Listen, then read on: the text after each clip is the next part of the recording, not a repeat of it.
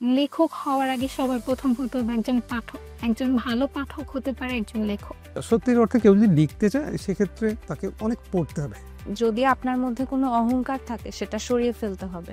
আমি খুব ভালো লিখি, এই ফিলিংস যখন আমার মধ্যে চলে আসবে তখন কিন্তু আর ভালো লেখাটা আসবে না। আর হচ্ছে যখন সমালোচনা হবে, আলোচনা হবে, এগুলো তো একটু ধৈর্য রাখতে হবে। যে বই লিখতে চায় সে যেন সেই পর্যন্ত না লেখে যে পর্যন্ত না মনে হয় ভিতরে এমন কিছু আছে যেটা বলার জন্য বুক ফেটে যাচ্ছে বা যেটা লেখার জন্য কলম ভেঙে যাচ্ছে।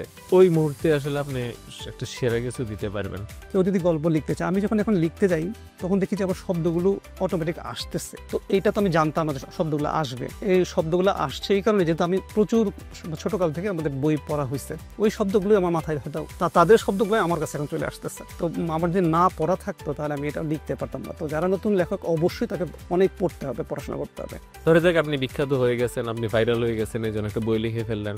এই জিনিসগুলো না আসলে ওই একে তো সময়ের সাথে হারিয়ে যায়, দ্বিতীয়ত আপনার যে সম্মানটা, আপনার যে গ্রহণযোগ্যতাটা সেটাও নষ্ট করে।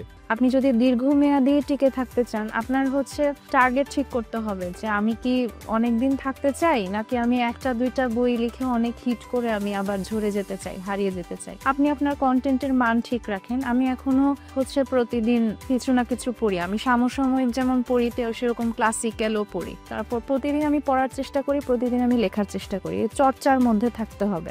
বই লেখা একটা সাধনা, বই লেখা একটা শ্রম, বই লেখা একটা মনে করেন যে পাঠক তার জন্য একটা সময়ের ব্যাপার। তো এই যে একটা মানুষ টাকা দিয়ে কিনলো, সময়টা দিল, সেটাকে পরিপূর্ণ মূল্যায়ন করে বারবার পাঠককে মনে রাখা যে এই মানুষটা যেন সময় দেওয়ার পর, টাকা দিয়ে কেনার পর না বলে আমার সময়টা নষ্ট হয়ে গেল।